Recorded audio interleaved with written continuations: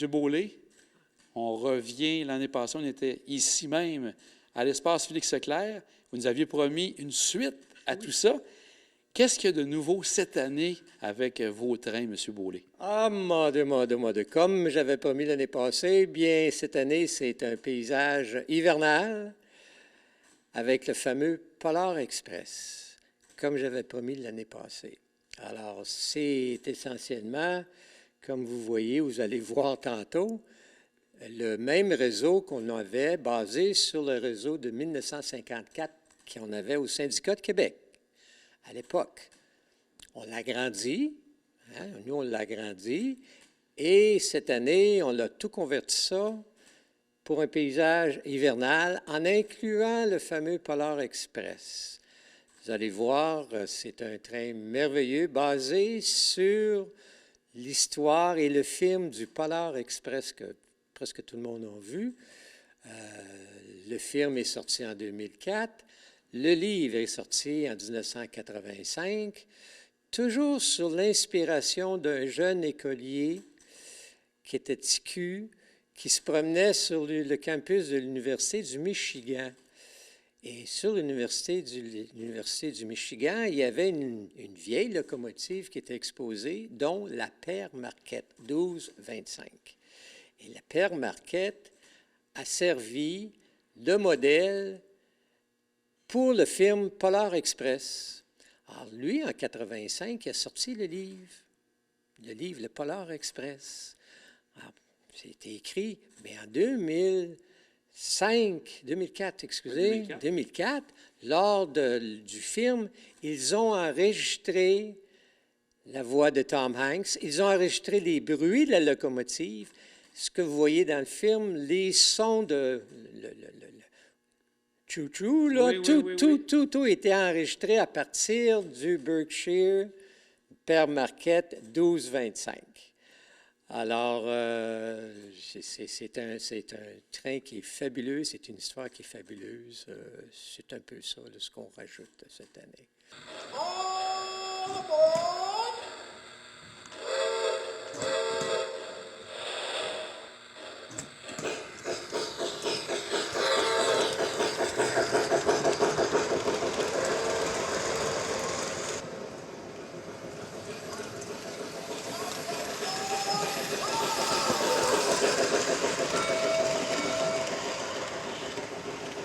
Puis je pense aussi, vous me disiez tantôt, qu'il existe en grandeur nature, le Polar Express. Oui. Le Polar Express, c'est pas seulement une aventure de film ou bien une aventure écrite de train. Là, ce sont des véritables trains. Il en reste encore 2 en fonction parmi 600 Berkshire à l'époque qui sont présentement encore en fonction. La Père Marquette numéro 1225, c'était une des dernières qui a sorti des ateliers de Lima. Et puis, ils l'ont placée sur le campus. Elle n'a pas servi après ça. Elle était presque neuve lorsque on l'a repris, on l'a remis sur des rails, on l'a naturellement peint, puis tout ça, puis elle est repartie. La même chose avec la nickel plate, qui est équivalent. Il en reste 2, Berkshire. L'autre, le nickel plate, également grandeur nature en fonction. Ils font des excursions à l'année longue. Parmi les 611, bien, il y en a seulement 20 en existence encore aujourd'hui, dont le Polar Express, la locomotive Père Marquette, et le nickel plate, qui est encore en fonction. Alors, c'est un jour, si ça vous tente de faire la vraie vie, bien, vous irez embarquer à bord de ces 2 locomotives-là et de leur suite de wagons. Hein? En lien aussi, tantôt, vous me parliez de trains qui faisaient la distance Boston-Albany. Oui. Est-ce que c'est en lien, ça aussi, avec Père Marquette que vous disiez? Bonne question, mon cher. Le nom Berkshire, c'est pas un nom qui a été inventé. En 1925, la première locomotive qui est sortie des ateliers Lima a été envoyée à la Boston and Albany Railroad. Dans la région de Boston, il y a des montagnes qui s'appellent Berkshire. Ah. Alors, cette locomotive-là était tellement performante La locomotive a été élargie, l'alignement des roues était fait en fonction pour le bouilloire qui était très gros pour pouvoir avoir augmenté la puissance et monter les montagnes sans que les roues tournent dans le beurre, comme les Hudson. Et puis, ça vient de là, la Berkshire des montagnes Berkshire. Alors, on a conservé ce nom-là jusqu'à aujourd'hui. On va prendre un terme en anglais. Vous dites qu'il y avait des balleurs beaucoup plus gros pour justement augmenter la puissance? Les bouilloires. Oui. Les bouilloires, le corps de la locomotive, au lieu d'avoir un corps régulier comme les Hudson, là, c'était agrandi qui permettait de mettre beaucoup plus de charbon. OK? À l'époque, peut-être charbon. Après ça, c'était converti à l'huile. Alors, de mettre beaucoup plus d'éléments de chauffant pour avoir qu'on appelle un train de haute performance. C'était les trains de haute performance, comme je mentionnais, qui ne glissaient pas, qui étaient bâtis pour la puissance. Et capable de monter les montagnes. Et surtout capable de monter les montagnes. Les Hudson, d'autres catégories, c'était fait pour transporter les passagers. Alors, les wagons étaient légers par rapport à des wagons très pesants qui transportaient la marchandise. Alors, c'est un peu l'histoire de la Berkshire, d'où vient le nom Berkshire, un peu du Polar Express, un peu de tout. Ce qui est important dans le train Polar Express que nous voyons ici, la voix de Tom Hanks est incorporée dans les sons. Alors ça, c'est la haute technologie. Vous allez entendre tantôt là, des bruits synchronisés, des bruits qui proviennent naturellement de la haute technologie, mais vous allez entendre la voix de Tom Hanks qui vient du film. Alors, c'est un peu ça. Amusez-vous comme moi, je m'amuse.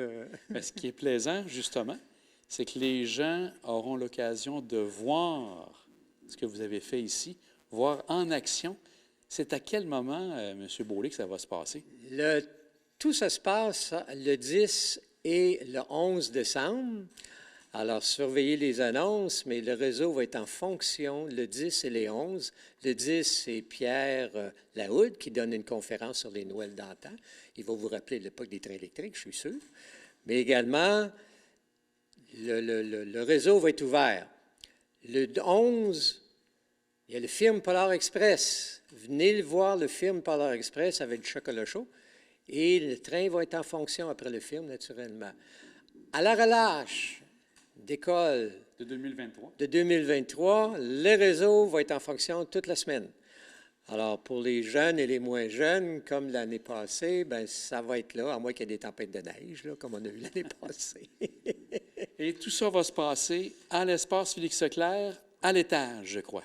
À la deuxième étage, non pas sur le palier principal comme on avait l'année passée, mais au deuxième étage. Tout se passe là. Alors, bienvenue à tous. Et puis, au plaisir de vous revoir. Hein? On va regarder ça bien attentivement.